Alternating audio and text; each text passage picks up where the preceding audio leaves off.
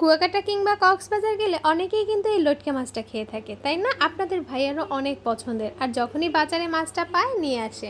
লটকে মাছ ভুনা করার জন্য কড়াইতে কিছু পেঁয়াজ দিয়ে দিলাম, আর পেঁয়াজের পরিমাণটা কিন্তু একটু বাড়িয়ে দিতে হবে। পেঁয়াজ কুচিটা একটু বেশি দিলে খেতে বেশি ভালো লাগে। এরপর দিয়ে দিলাম স্বাদমতো লবণ। এখন পেঁয়াজটাকে হালকা একটু ভেজে নিয়ে আমি দিয়ে দিচ্ছি কিছু বাটা মশলা, রসুন আর সামান্য একটু আদা বাটা, অল্প একটু জিরা বাটা।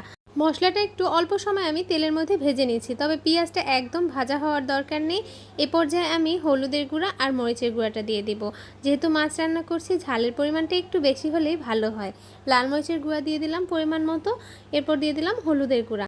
এ পর্যায়ে আমি অল্প একটু পানি দিয়ে দিব মশলাটা কষানোর জন্য। মশলাটা যেন পুড়ে না যায় সেদিকে খেয়াল রাখতে হবে। লটকে মাছটা যেহেতু সাগরের মাছ, এতে কিন্তু প্রচুর পরিমাণে ভিটামিন রয়েছে। তাছাড়া এই মাছটা কিন্তু তাজা অবস্থায় একটু নরম নরম মনে হয়, তবে গরম পানির ভিতরে একটু যদি দিয়ে তারপর ধুয়ে নেন তাহলে কিন্তু মাছটা একটু টাইট হয়ে যায়। আর এক্ষেত্রে যদি মাছে একটু লেবু দেওয়া যায় তাহলে কিন্তু কোনো গন্ধই থাকে না। আর এই যে অল্প একটু পানি দিয়ে দিয়েছি, আর মশলাটা কিন্তু কষানো হয়ে গেছে। এ পর্যায়ে আমি কেটে রাখা মাছগুলো দিয়ে দিচ্ছি। আমি ধুয়ে কেটে একটা ঝাঁপিতে রেখে দিয়ে দিয়েছিলাম পানিটা ঝরার জন্য।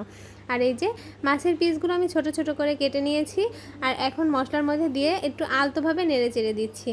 জাস্ট মশলার সাথে মাছটাকে একটু মিশিয়ে দিচ্ছি। এরপর কিছু সময় আমি একটু ঢাকনা দিয়ে দিব। চাইলে কিন্তু ঢাকনা না দিলেও হয়, তবে মাঝে মাঝে একটু ঢাকনাটা দিয়ে দিলে হালকা একটু পানি বের হয়, আর এই পানিতেই কিন্তু মাছটা পুরোপুরি রান্না হয়ে যায়। আর এই যে দেখুন, মাছটা কিন্তু আমি পুরোপুরি মশলার সাথে মিশিয়ে দিয়েছি। আর এখন কিন্তু আমি ঢাকনা দিয়ে কিছুক্ষণ একটু জাল করে নিব। হাই হিটেই চুলার হিটটা জাল করে নিচ্ছি। আর কিছুক্ষণ পর আমি চলে আসলাম, দিয়ে দিলাম কিছু রসুনের কোয়া। এই মাছ ভুনাটার সাথে আস্ত রসুনের কোয়াগুলো খেতে খুবই ভালো লাগে। আর দিয়ে দিলাম কিছু কাঁচামরিচ। কাঁচামরিচ দিলে তরকারির স্বাদটা কিন্তু ভালো আসে। লটকে মাছ ভুনায় টমেটো দিলে ভালো হয়, তবে বাসায় টমেটো ছিল না, এই জন্য আমি অল্প করে একটু টমেটো সস দিয়ে দিচ্ছি। আর এখন আমি নেড়েচেড়ে এটাকে একদম ঝুরা ঝুরা করে নেব। আমার বাসার সবাই আবার ঝুরা ঝুরা খেতেই পছন্দ করে, তবে যদি আস্ত রাখতে চান সেক্ষেত্রে কিন্তু এতটা নাড়াচাড়া করা যাবে না, জাস্ট একটু ফ্রাই প্যানটা নেড়ে দিতে হবে। আর এই যে এখন আমি ফ্রাই প্যানে দিয়ে একদমই ভাজা ভাজা করে নিচ্ছি। আর এভাবে লটকে মাছটা খেতে কিন্তু খুবই ভালো লাগে। গরম গরম ভাতের সাথে এরকম একটা তরকারি থাকলে আর যেন কিছুই লাগে না। এই সময় চুলার আঁচটা একদম লোতে রেখে তারপর একটু সময় নিয়ে ভাজা ভাজা করে নিতে হবে, আর মাঝখানে মাঝখানে একটু উল্টে দিতে হবে যাতে লেগে না যায়। আর এই যে আপনাদের ভাইয়া কিন্তু রান্নার পর খাওয়ার জন্য চলে এসেছে।